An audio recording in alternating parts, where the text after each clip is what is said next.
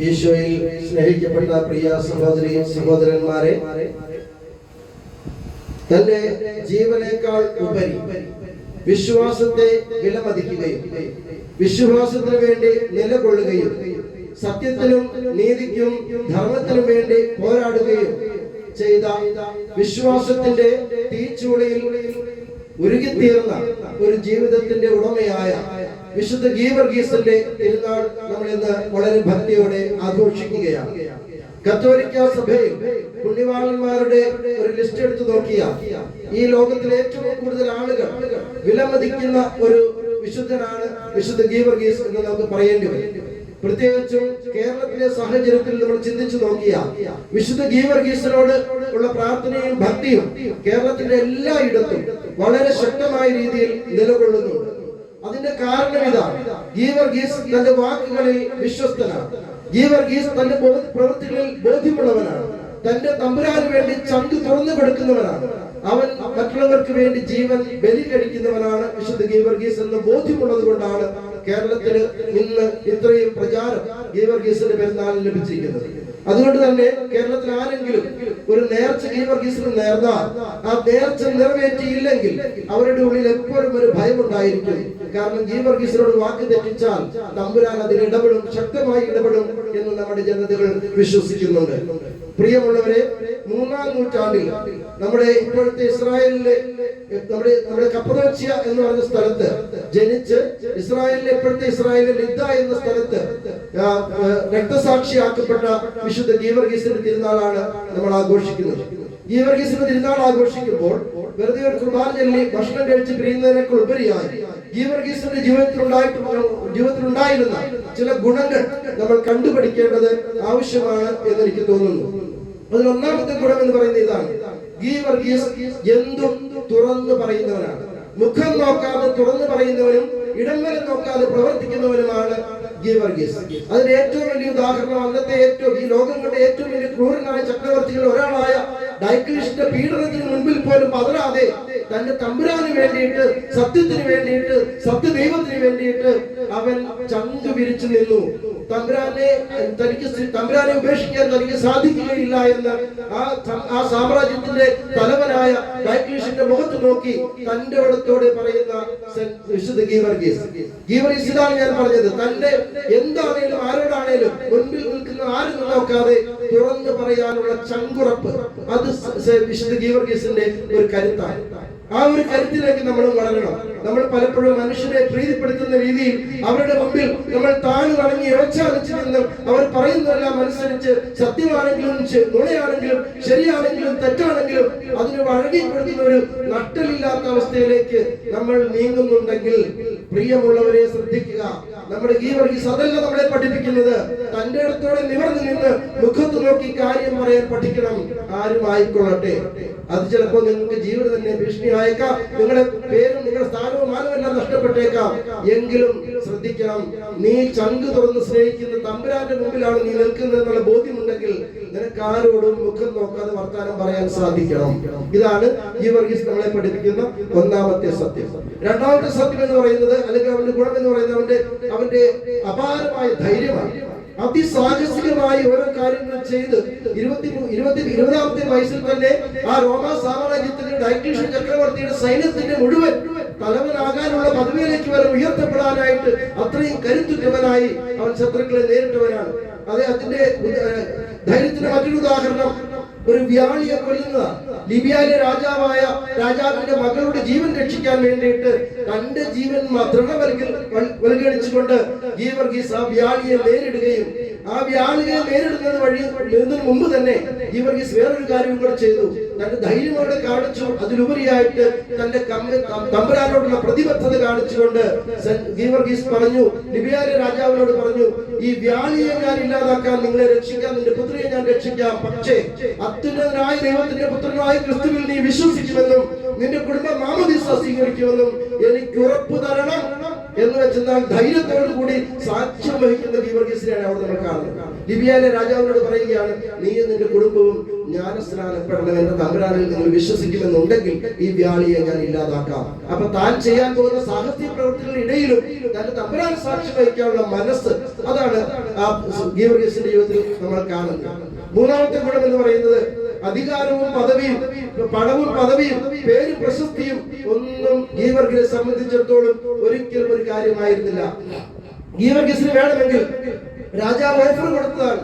Diocletian ഗീവർഗീസിനോട് പറഞ്ഞതാണ്, നീ ഈ എന്റെ ദൈവത്തെ നീ ആരാധിക്കുകയാണെങ്കിൽ, നിന്റെ തമ്പുരാനെ നീ മറന്നു കളയുകയാണെങ്കിൽ, ഈ റോമ സാമ്രാജ്യത്തിന്റെ സർവ്വ സൈന്യാധിപനായിട്ട് ഞാൻ നിന്നെ നിയമിക്കാം, നിനക്ക് ഞാൻ രാജ്യം തരാം, നിനക്ക് ഞാൻ പദവി തരാം, നിനക്ക് ഞാൻ പണം തരാം, പേരും പ്രശസ്തിയും നിന്റെ വർദ്ധിക്കും. 23-ാമത്തെ വയസ്സിൽ അന്നത്തെ കാലത്ത് ലോകത്തിലെ ഏറ്റവും വലിയ സമ്രാട്ടായ ഡയക്ലീഷ്യന്റെ സൈന്യത്തിന്റെ തലവനാവുക എന്ന് പറഞ്ഞാൽ ചിന്തിക്കാൻ പോലും പറ്റാത്ത കാര്യമാണ്. അത്രയും വലിയൊരു പദവിയിലേക്ക് ഓഫർ കിട്ടിയിട്ട് ഗീവർഗീസ് അത് നിഷ്കരണം നിരസിക്കുകയാണ്, പറയുകയാണ്, എന്റെ തമ്പുരാനല്ലാതെ എനിക്ക് മറ്റൊരു ദൈവമില്ല. എന്റെ ജീവനും എന്റെ സ്വത്തും എന്റെ പണവും എന്റെ പ്രതാപവും എന്റെ പ്രശസ്തിയും എല്ലാം എന്റെ തമ്പുരാനാണ്. ആ ഒരു ബോധ്യം പ്രിയമുള്ളവരെ നമ്മുടെ ഉള്ളിൽ വളർന്നു വരേണ്ടത് ആവശ്യമാണ്. ഇന്നത്തെ കാലത്ത് നമുക്കറിയാം, പണത്തിന്റെയും പദവിയുടെയും പേരിന്റെയും പ്രശസ്തിയുടെയും പേരിൽ നമ്മൾ പുറകെ പോകാറുണ്ട്, ഓടാറുണ്ട്. നമ്മൾ മറ്റുള്ളവർ നമ്മളെ കുറിച്ച് എന്താണ് പറയുന്നതെന്ന് ചിന്തിച്ച് വ്യാകുലപ്പെട്ട് ജീവിതകാലം മുഴുവൻ വ്യസനിച്ച് കഴിയുന്നവരാണ് നമ്മൾ. എന്നോട് പലരും പറയാറുണ്ട്, അച്ഛന്റെ പേര് മറ്റുള്ളവർ നശിപ്പിക്കുകയാണ്. എന്റെ പേര് ഈ ലോകത്തിൽ ഒരു മനുഷ്യനും നശിപ്പിക്കാൻ സാധിക്കത്തില്ല. എന്റെ തമ്പുരാന് വേണ്ടിയിട്ടാണ്, സത്യത്തിന് വേണ്ടിയിട്ടാണ്, നീതിക്ക് വേണ്ടിയിട്ടാണ് ഞാൻ നിലകൊള്ളുന്നതെങ്കിൽ, ഞാൻ വിശ്വസിക്കുന്ന കാര്യങ്ങളിൽ എനിക്കുറപ്പുണ്ടെങ്കിൽ ഒരുവനും എന്റെ പേര് നശിപ്പിക്കാൻ സാധിക്കുകയില്ല. അത് നശിപ്പിക്കണമെങ്കിൽ തമ്പുരാൻ നേരിട്ട് തീരുമാനിക്കണം. ഇതായിരുന്നു സെന്റ് ജോർജിന്റെ മറ്റൊരു ഗുണം. പ്രിയമുള്ളവരെ, സെന്റ് ജോർജ് എന്ന് പറയുമ്പോൾ നമ്മുടെ എല്ലാം മനസ്സിൽ വളരേണ്ട അല്ലെങ്കിൽ ഉണർന്നു വരേണ്ട ഒരു ഭാവം, ആ ഭാവം എന്ന് പറയുന്ന ഇതാണ്, ചങ്ക് തുറന്നു കൊടുത്ത് തമ്പുരാനെ സ്നേഹിക്കാൻ എനിക്ക് കഴിവുണ്ടോ? ഗീവർഗീസ് അത് മാത്രമേ ചിന്തിച്ചുള്ളൂ. 23-ാമത്തെ വയസ്സിൽ കിട്ടിയ ഓഫർ എല്ലാവരുടെ മുമ്പിൽ ഉണ്ടായിരുന്നത്, ലോകം എന്നെ കല്ലെറിയുമോ, കൊല്ലുമോ, എന്നെ വെട്ടിക്കൊല്ലുമോ, അല്ലെങ്കിൽ എന്നെ തീച്ചുള്ളിലേക്ക് എറിയുമോ എന്ന് അവൻ ചിന്തിച്ചില്ല. മറിച്ച് എന്നെ വിളിച്ച തമ്പുരാൻ എന്റെ മുമ്പിൽ ഉള്ളിടത്തോളം കാലം ഒരു ശക്തിക്കും എന്നെ കീഴ്പ്പെടുത്താൻ സാധിക്കത്തില്ല. പണത്തിനും പ്രതാപത്തിനും പ്രശസ്തിക്കും മുമ്പിൽ ഞാൻ വഴങ്ങുകയില്ല. സത്യത്തോടെ ധീരതയോടെ ആരുടെയും മുഖത്ത് നോക്കി ഞാൻ കാര്യം പറയും എന്നുള്ളൊരു ചങ്കുറപ്പ്, അതിലേക്ക് നമ്മൾ എല്ലാവരും വളർന്നു വരേണ്ടത് ആവശ്യമാണ്. പ്രിയമുള്ളവരെ, ഇന്നേ ദിവസം ഞാൻ പ്രത്യേകമായിട്ട് നമ്മുടെ എല്ലാ പ്രിയപ്പെട്ട ജോർജ് അച്ഛന്മാരെയും, പ്രത്യേകിച്ച് നമ്മുടെ രൂപതയിൽ ജോലി ചെയ്യുന്ന കുറെ അച്ഛന്മാരുണ്ട്, ഞാൻ ഉൾപ്പെടെ 9 പേരാണ് ഉള്ളതെന്നാണ് എന്റെ ഓർമ്മ. വടക്കേലച്ചൻ ജോർജാണ്, തോപ്പിൽ ജോർജാണ്, പിന്നെ ശകലാപുരച്ചൻ ജോർജാണ്, കോട്ടയ്ക്കലച്ചൻ ജോർജാണ്, കളപ്പുരച്ചൻ ജോർജാണ്, കച്ചറമറ്റത്തിലച്ചൻ ജോർജാണ്, ഷോണി കണ്ടത്തിങ്കലച്ചൻ ജോർജാണ്, സിജോ ചക്കിങ്കലച്ചൻ ജോർജാണ്. ഇത്രയും പേര് ജോർജുമാരാണ്. അപ്പൊ ഇത്രയും പേർക്ക് ഈ പേര് ലൈസൻസിൽ കിട്ടിയിട്ടുണ്ടെങ്കിൽ നട്ടല് വളയ്ക്കാതെ ജീവിക്കാനും കൂടെ അവർക്ക് ശക്തി ഉണ്ടാവണമെന്ന് പ്രാർത്ഥിക്കണം. ഞാൻ ഉൾപ്പെടെ ആരുടെയും മുമ്പിൽ കുനിയേണ്ട തമ്പുരാന്റെ മുമ്പിലാണ്. നമ്മൾ തെറ്റാണെങ്കിൽ തീർച്ചയായിട്ടും നമ്മൾ കുനിഞ്ഞ് കാലിലോട്ട് നമസ്കരിക്കണം. തെറ്റല്ലാത്തടത്തോളം കാലം നിനക്ക് ബോധ്യമില്ലെങ്കിൽ നീ വെള്ളത്തിലെ ഉറങ്ങിയാൽ പോലെ അങ്ങോട്ടും ഇങ്ങോട്ടും ചാടിക്കളിച്ചോട്ടെ. അത് നമ്മുടെ ജീവിതത്തിൽ ഒരു ക്രിസ്ത്യാനിക്ക് പറ്റിയ പണിയല്ല എന്നാണ് ഈ വർഗീസ് നമ്മളെ പഠിപ്പിക്കുന്നത്. അവിടെ പ്രിയമുള്ളവരെ, ഇന്നേ ദിവസം നമ്മുടെ ഈ തിരുനാൾ ആഘോഷിക്കുന്ന അവസരത്തിൽ ഈ വർഗീസിനെ പോലെ നമുക്ക് ബോധ്യങ്ങളോടെ കാര്യം ചെയ്യുവാനായിട്ട് സാധിക്കണം. ഒപ്പം തന്നെ തുറന്ന് പറയാനുള്ള മനസ്സ് കാണിക്കണം. പിന്നെ എന്റെ ജീവനും സ്വത്തും പണവും പ്രശസ്തിയും പ്രതാപവും എല്ലാം എന്റെ തമ്പുരാനാണെന്ന് നമ്മൾ വിശ്വസിക്കണം. ഏതൊരു ശക്തിക്കും ഈ ലോകത്തിൽ എന്നെ കീഴ്പ്പെടുത്താൻ സാധിക്കുകയില്ല. എന്റെ തമ്പുരാൻ എന്റെ കൂടെ ഉണ്ടെങ്കിൽ എന്ന് നമ്മൾ വിശ്വസിക്കണം. അത് മാത്രമല്ല, ജീവിതത്തിലൂടെ സാക്ഷ്യം നൽകിക്കൊണ്ട് എന്റെ തമ്പുരാനാണ് യഥാർത്ഥമായി ദൈവം എന്ന ബോധ്യം നമ്മുടെ ജനങ്ങളുടെ ഉള്ളിലേക്ക് ഊട്ടി വളർത്തുവാനുള്ള കരുത്ത് നമുക്കുണ്ടാകണം. ഇത്രയും കാര്യങ്ങൾ ചെയ്താൽ നമ്മൾ ഗീവർഗീസിന്റെ പെരുന്നാൾ ആഘോഷിക്കുന്ന അവസരത്തിൽ നമ്മുടെ ഈ ആഘോഷം അർത്ഥവത്തായി എന്ന് നമുക്ക് വിശ്വസിക്കാം. ഇന്നേ ദിവസം പ്രത്യേകമായിട്ട് നമ്മുടെ പ്രിയപ്പെട്ട ഫ്രാൻസിസ് മാർപ്പാപ്പയെ നമുക്ക് ഓർക്കാം. അദ്ദേഹത്തിന്റെ പേര് ഫ്രാൻസിസ് എന്ന് അദ്ദേഹം പിതാവായപ്പോൾ സ്വീകരിച്ച പേരാണ്. പക്ഷെ അദ്ദേഹത്തിന്റെ പേര് ജോർജ് എന്നാണ്. വളരെ ശക്തനായ മനുഷ്യൻ, നമുക്കറിയാലോ.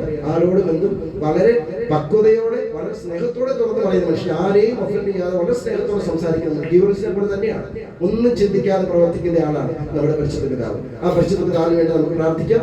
ഒപ്പം തന്നെ നമ്മുടെ സഭയെ, സീറോ മലബാർ സഭയെ ഒരു പുതിയ ഉണർവിലേക്ക് നയിച്ച നമ്മുടെ സഭയുടെ പിതാവും തലവനുമായിരുന്ന നമ്മുടെ പ്രിയപ്പെട്ട ജോർജ് ആലഞ്ചേരി പിതാവിന് വേണ്ടിയും നമുക്ക് പ്രാർത്ഥിക്കാം. ഗീവർഗീസിനെ പോലെ സത്യത്തിനും നീതിക്കും വേണ്ടി നിലകൊണ്ടതുകൊണ്ട് ക്രൂശിക്കപ്പെട്ട മനുഷ്യനാണ്.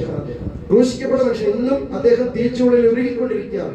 ഇല്ലാത്ത കുറ്റമെല്ലാം ആരോപിക്കപ്പെട്ടപ്പോഴും ഗീവർഗീസിനെ പോലെ തന്റെ അടുത്തോട് ചങ്കി പിടിച്ച് അദ്ദേഹം ചിരിച്ചുകൊണ്ട് സംസാരിച്ചിട്ടുണ്ട്. ആ അദ്ദേഹത്തിന്റെ നീതിബോധവും കർത്തവ്യബോധവും ദൈവാശ്രയബോധവും എന്ന് നിലനിൽക്കട്ടെ എന്ന് പ്രാർത്ഥിക്കുന്നതോടൊപ്പം തന്നെ നമ്മളുടെ എല്ലാവരുടെയും ഉള്ളിൽ ഈ പ്രത്യേക ഗുണങ്ങൾ ദൈവം നിറയ്ക്കട്ടെ എന്ന പ്രാർത്ഥന നമുക്ക് നടത്തിക്കൊണ്ട് നമുക്ക് ഈ കുർബാന അർപ്പിച്ച് നമുക്ക് ദൈവത്തിന് നന്ദി പറയാം. ഒപ്പം തന്നെ ഇന്ന് നമ്മളോട് കൂടിയിരിക്കുന്നതിന് വേറൊരു ഉദ്ദേശം കൂടിയാണ്.